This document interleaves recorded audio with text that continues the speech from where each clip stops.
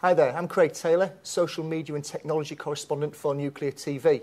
This is the second in a series of interviews that I'm conducting, looking outside the industry and inside the nuclear industry to look at how corporates and businesses and other industries are utilising current and emerging technologies to enhance what it is that they offer, not only to their stakeholders but also to their internal employees themselves. A few days ago I spoke with Neil Gavin from First Group, and he mentioned that he'd been working in the past with an organisation called Towards Maturity. So I thought it'd be a great idea to catch up with Towards Maturity and find out what it is that they do and what it is that they can offer. So today I'm joined by Laura Overton. Hello, Laura. Hi, Craig. Thanks for having me here. You're more than welcome. So go on, tell us a little bit more about what it is that you do within Towards Maturity and what Towards Maturity as an entity actually offers back to corporates and businesses and industries. Okay, yeah. Now, I head up Towards Maturity, and we're actually a not-for-profit organisation, and we focus on gathering in research and case studies and stories about organisations in the private, public and not-for-profit sector on how they're using learning technology to really address important work issues for them at the moment. So you mentioned research there. In what direction has your research taken you in the past? Where have you gathered this research from? Yeah, well, we've actually been gathering data for the last 8 years, actually. Right. Looking at, and the question that actually drives us is the fact that we're interested in it. Why is it that some organisations seem to use technology in learning really successfully and get great results, but others don't? And so that's really the whole area that we've been investigating, to look at trends in technology and learning, what it's delivering, how people are using it, and also how they're implementing it to best effect. So come on then, obviously there's a lot sat within each of those different areas of research and there's a lot sat within those findings. What have you found to date? Well, in the last piece of research, which was published at the tail end of last year, we had over 400 organisations take part, and probably about 50% were from the private sector, and Right. a number of them were from highly regulated organisations. So it's unsurprising, really, that regulated training is one of the key areas that most organisations are actually delivering learning in. But also IT skills, they're using technology and learning for that. Yeah. They're also using it in areas which are growing, things like leadership skills, problem solving, communication skills, team skills. So historically, it used to be traditionally the IT and compliance training, but now we're seeing a real influx of technology being used to really address some of those more corporate issues that many organisations are facing as well. Certainly from my experience and my visibility within the nuclear industry, you're absolutely right. There's a heck of a lot of statutory and compliance training to deliver. And at times there's often so much to deliver that the stuff that really is needed to move the industry and the organisation actually on from a maturity perspective sometimes is left behind because the effort and the concentration has to go into maintaining that, you know, those safety implications. So it's really positive to hear that many organisations, while still meeting those compliance requirements, are actually able to sort of take some time and look at the things that are needed to move the business onwards. So that's really, really encouraging. You mentioned 400 organisations, but you also mentioned that this is the 8th or 9th year of research. What sort of data have you built up cumulatively over those 8 or 9 years? Well, we've been tracking technologies, obviously, and that's been really exciting as well, because now we're finding sort of late in 2011 that actually the majority of organisations, about 80%, are using things like learning management systems to kind of collect data on what they're doing, online content, they're using online surveys, but what we're seeing now is a real shift in trends. So, for example, perhaps only 6% were using mobiles in learning when we did this in 2008. But now over 36% of organisations are starting to use the technology in their staff's hand to actually engage with them and to support them when they're back in the workplace. Another key area that we're finding in terms of trends are all the social media and social software. And it's amazing because over 76% of those organisations are saying moving forward that they're really looking at this social media area as a key area of focus. But even right now, over 16% are currently using things like external sites like Facebook or Twitter embedded in their learning programs. And about 30-40% are already using communities of practice. So it's really starting to take root. And I think the mobile and the social, from our research, is certainly something to look. But what's been interesting is actually it's not the technology that people use that actually is helping them to deliver some of the results that they're getting. It's actually how they're using that technology and how they're applying it, because some of the results we're seeing coming through now in the research are really quite astounding. Give us an example then whereby it's not the technology, it's not the gadget, it's not the soft or hardware that's the winning factor, it's how it's being utilised. Do you have any examples of where there's that shift between the technology and its use? Yeah, I think one of the interesting examples are organisations who are actually able to step back and look at what it is that they need to do in the business, rather than what's this new technology available and what can it do for me? And a story that that I think is quite interesting to take a look at is the role of social media in BT. And we can send you through a link and let you have a look at that in more detail. But that story, actually, they've been using technology in learning for a very, very long time. Certainly I've been involved with them as an organisation probably most of my career over the last 20 years. So technology is firmly established in them as an organisation. But over the last couple of years, what they really started to feel was that actually, whilst they were contributing to learning, lots of learning was taking place within the business already. Yeah. And what they wanted to do was actually harness that to find out what it is that individuals were passing on to each other. Yeah. And that was a real challenge for them, because they're a highly regulated organisation as well. And they needed to know what was going on. So with that challenge and with that problem, what they wanted to do was actually say, okay, because it's going on already, we can't stop it, we don't want to stop it, but what we want to do is encourage it and facilitate it. And so they created a platform called Dare to Share, allowing people to actually capture what they knew, to share it with others, and for others to be able to connect with the experts, to connect with that content on the site. So there's an example of how the business need was driving them one step further from the traditional use of technology in learning into this, how do we understand what's going on? And then from a formal learning perspective, how do we actually connect with what's being shared already and understand what do I then need to do to step in? Is there a gap being exposed here? Or is there something that actually perhaps we can retire from our formal learning programme because actually it's being catered for elsewhere? It's been met elsewhere. So it's not, they didn't look at social technology and say, we've got to use it.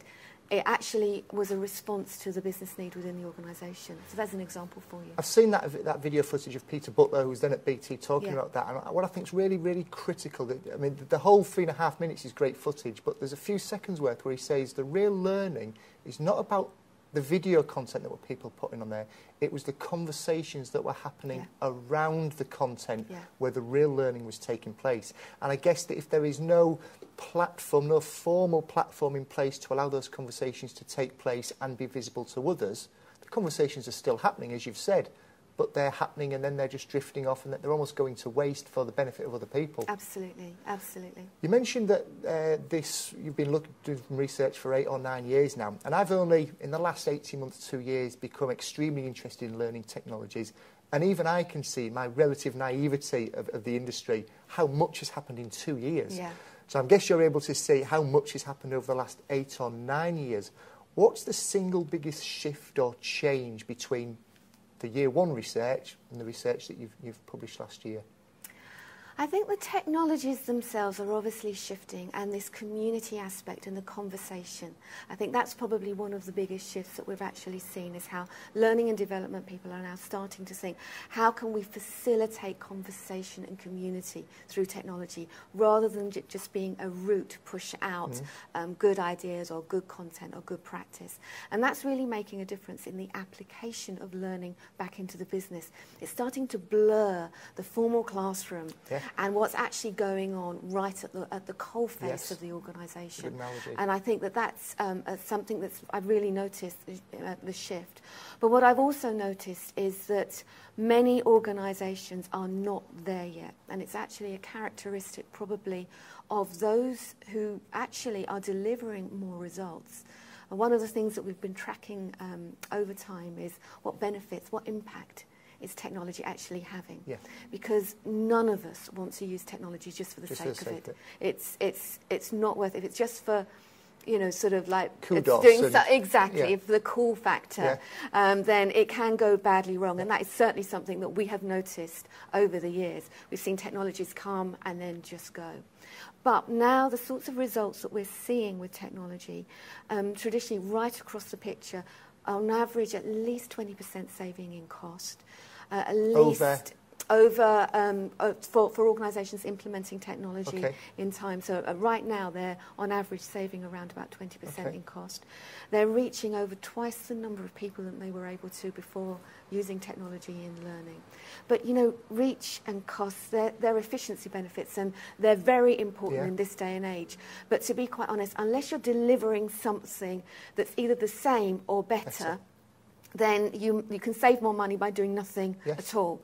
So the other key factor, the results that we're looking at are things like time to proven competency and areas like that. And we're also seeing when people are starting to use technology, they're reducing the time to proven competency by around about 9%. And that's starting to really add value back into the organisation.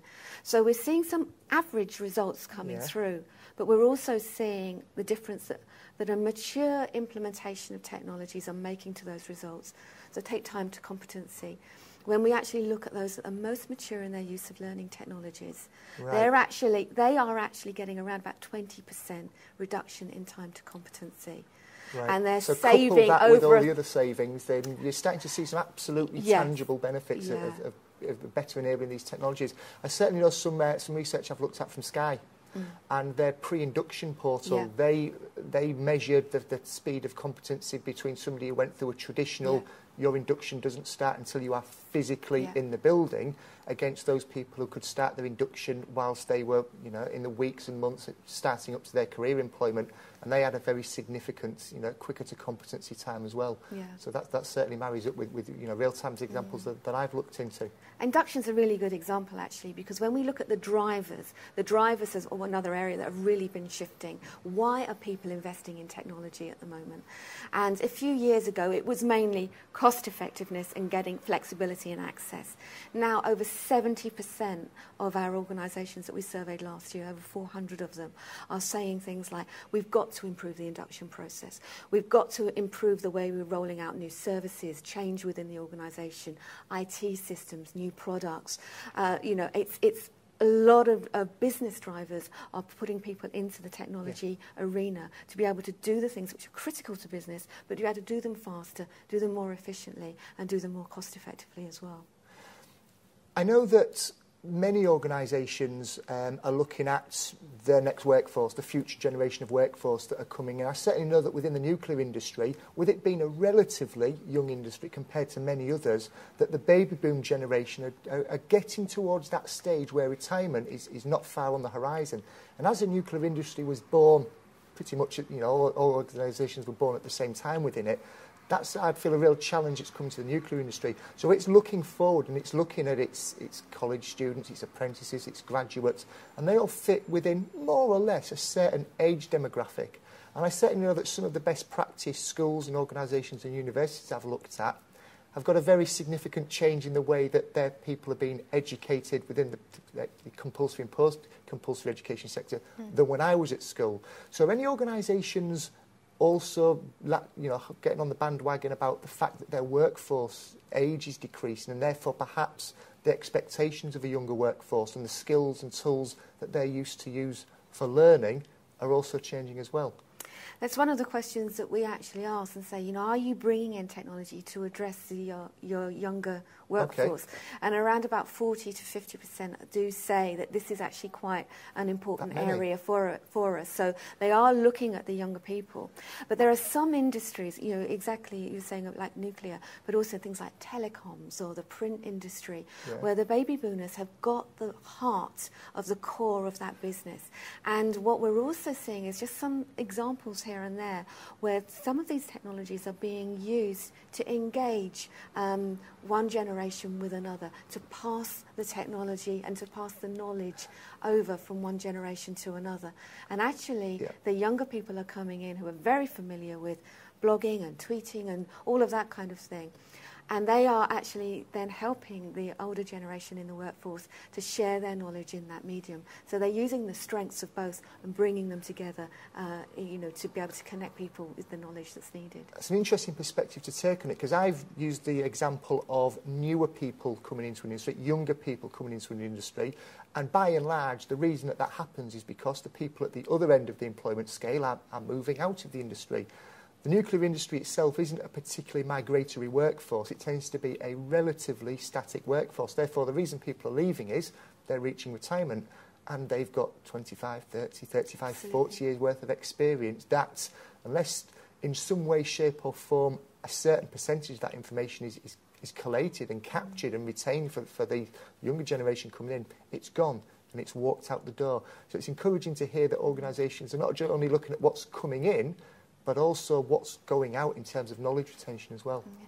Clark Quinn in Online Educo Berlin last year gave a marvellous example of an organisation he worked with. And he was saying that the younger generation, they're very happy to kind of use blogs and tweets, so but the older generation weren't. And so what actually happened is that they got the younger people, the new people coming in, to put their reflections on a particular issue down. But then they got the older people to actually go through and edit and correct it. So they were getting the merging of the learning and the correction and the sharing of ideas. We've got the embryo of a wiki starting to take place there. We have, but if we call it a wiki, no one's going to be interested, particularly the baby boomers. But the baby boomers actually say, actually, this is what the younger people are thinking about the area that you're an expert in. What do you think? It's a much easier task to then to edit and to share your ideas. If you say contribute to a wiki, very few people are probably going to want to do that. It's got to be relevant, and I think that's one of the key things that we've found across the years consistently. Mature organisations who are using technology, delivering more benefits. Just one of the key elements that they look at is relevance. How relevant is what I am doing to my business at this point in time? How relevant is it to the individual in the business? How relevant is the team and to that team goal in the business? So relevance is absolutely key if you want to be successful with using technology in learning. It sounds like, from what we've just spoke about only in the last few minutes, you are sat on an absolute goldmine of research and findings. What is it that you're doing with it? Okay, well, one of the things that we did last year was actually look at this whole thing about maturity of implementation behaviour. And so our research programme actually takes someone through a range of different activities that they may or may not be doing. Okay. And those activities have been based on what we know in the past has been delivering results. And we've been able to see that those organisations who do more of those things are actually delivering better results. Right. So there's the basis of a strong industry benchmark, which actually doesn't exist at the moment within our industry, within learning and development. So what we're doing now is we're actually introducing a new benchmark centre where any organisation anyone in fact interested in or responsible for implementing learning technologies can actually come in, can reflect on their current learning experience, on their current implementation experience by going through the programme. And then they can compare, they can review what they're doing, and then they can compare it against the baseline data which has been built up over a number of years, and 1,200 organisations overall have contributed over the last 8 years to that baseline data. But what that does is that then allows you to actually identify, well, where am I strong compared with other people? And actually, where are the areas where I'm weak?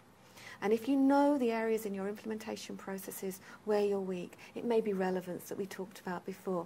It may be something like the fact that we're not training our trainers well enough to be able to use technology. It may be the way that we're engaging the organisation. There's a whole range of different activity areas that we know make a difference. Well, once you know where you're weak, you can start to then target your improvement strategy and your e-learning strategy on those areas that will actually will make a difference.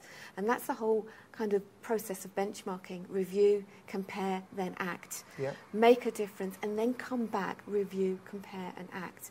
And this is one of the things that we're looking to do within Towards Maturity now, is to make that baseline available for anyone free of charge to come in and go through that review process. When you say come in and go in, is this a physical activity that they undertake? Is it a training centre that they go to? Is it done online? Is there a combination of the two? What does it look like for an individual that watches this video, goes away? locates the web address that will be shown at the bottom of this screen and sit down, what does it look and feel like? Well, obviously, we're working with the learning technologies field, so we don't do this face-to-face. It is an online service. So basically, what you'll go into a website, you register, as I say, free of charge, and all of your data is completely anonymous to you. And you will go through the review process. Now, I say it's free, but actually everything costs. And to go through that review process, it will cost probably about an hour of your time. Okay. To really think through and reflect, but the hour's worth it. Can you come in and go out and pop back into it? You can come in, go out and review it. But we recommend actually that you go through and do as much as you can in the first sitting. We've had some organisations go through it in pairs, use it as a discussion within the team, as a process as well. And sometimes they just do it individually, and others in the organisation also do it individually, and then they compare their results afterwards. So you come in and you do that, but it's an investment in time. But just going through the review process, we had over 70% of people who go through that say just the review gave them new ideas to try. Okay, there's some triggers in there just by the questions that were asked. Absolutely, there are some triggers, there are some stories, there are some resources, there are some hints and tips just to go through that. So it's all free. And then you get your feedback in the comparison, and you get feedback against 6 key areas that we've identified over the years. The extent to which you're aligned to need, the extent to which you're considering and working with learners, the way that you're working with work, the work context. We look at your high-level overview of how you're building capability and training, engagement strategies, and the way that you're kind of communicating success and demonstrating success. So key areas which actually are just as relevant to classroom training as they are yes. to technology that's training. Going through in my head at the moment. Actually, this strategic to operational to tactical approach should actually be applied to everything that we do. We're just applying it to learning technology. And we have had feedback that actually, as a programme of work, it works just as well within the classroom. Yeah. But use it as you will. But you will get that feedback completely free of charge. If you want to dig in further and look into individual areas and get different fact sheets, hints and tips, templates, ideas for running meetings, very specific stories, case studies, you can upgrade to having a premium user. But also the premium user allows you to take what you've found out and turn it into an action plan that you can line up with your calendar, say, actually, I need to speak to that person, I need to do that thing. So it's really, our heart is to help people change and to take action, because we're surrounded as a profession, as learning and development people, or even as individuals who are introducing learning technology within the line of business, with a plethora of information, but it's making sense of it. And what is it that I actually need to do about this that will make a difference to where I am in my organisation right now? If I've been to a conference, if I've been into an online chat room, if I belong to an online community, I need to bring it back and make it relevant. And that's what the Benchmark Centre helps people to do. Well, that goes back to the conversation that I had a few days ago with Neil Gavin, where we talked about, the fact of not getting caught up with everything that's going on in the learning technologies field, but to actually pause, take a step back, find out where we are, which, you need to find out where we are before you know what direction to take to where you want to get to, and actually look at what you've currently got and what it is that you're really trying to achieve from a business perspective, and then start your journey, rather than look at, be distracted perhaps by the new shiny tool or gadget that's out there. Yeah, I think what I would pick up on is that word journey. This is about a journey. And actually, if you're brand new to learning technologies, then to be quite honest, your score on implementation is absolutely, we don't expect it to be very high. But what we do want to do is say, okay, if you're starting out, where do you want to go? And what are the key things that you can do to get there? But equally, some people, technology in learning has been around for a long time, have had some really bad experiences. They've tried it, it hasn't worked, or they've tried it and they're just stuck in a rut. It's not delivering the kind of interest and excitement that actually it could do. So it's a great opportunity to say, okay, well, where am I? And what am I not doing that perhaps other people are doing? And again, it helps you just target in your focus and make, we're all very, very busy. Training departments are being cut. And if our teams aren't being cut, our time is being cut. So really what benchmarking does is helps you to accelerate that journey by, instead of making those mistakes yourself, you can actually learn from other people's Yeah. mistakes and also other people's successes, and and accelerate your own personal journey to the next stop. To use Neil's analogy, being on the train. Yeah. We need to get to the next stop, but we need to get there faster, and then we review again, and then get to the next place faster. It's almost like having 1,200 pairs of helping hands from the other organisations that have been through this and fed into it. Absolutely, absolutely. And it's completely independent as a resource as well. It's been supported by the learning industry, British Institute of Learning and Development, Institute of IT Yeah, there are a Training. number of ambassadors, aren't they? And there are also there are a number of industry vendor ambassadors, and we have a wide range of those because we're definitely vendor independent. Yeah.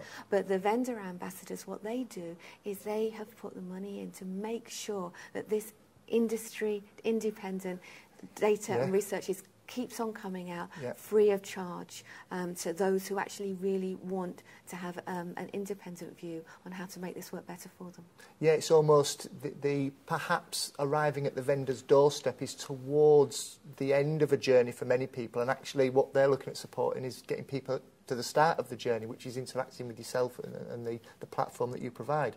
Yeah, and also it's key to know that whatever technology platform you use, and our ambassadors are aware of this, it's not the platform necessarily, but the success, which all of them are committed to, is the business success of organisations, depends on the things that organisations can do internally that they can't do. Yes, yeah.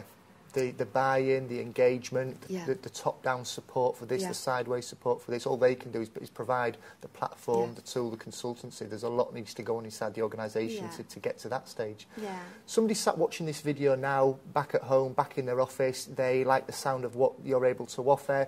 What's their next step? Log on. Okay, and that's as simple as that. Log on, absolutely, and take part. Take it seriously, and take it as one step in your journey. Log on, take the benchmark, get the feedback, take a look at some of the resources. Feedback instantaneous? Feedback's absolutely instantaneous. Okay. Make sure you've gone through the whole benchmark first and then get your feedback. You'll get the best picture then. Right. But then just take the next step of the journey. And don't be worried if the results that they see are putting them towards the lower end of the maturity scale. It's the first step of a journey, not the last step. Absolutely. It's always the first step. And the next time you do it, it's the first step of the next part of the journey as well. Laura, I've learned an incredible amount today. I knew a little bit about Towards Maturity anyway, but just myself from engaging these few minutes of conversation, learned an incredible amount. I'm sure people that are watching this for the first time that have never come across Towards Maturity, or perhaps those that have, will also glean a lot from this. So thank you ever so much for your time this morning. We really appreciate it. Thank you. Thank you.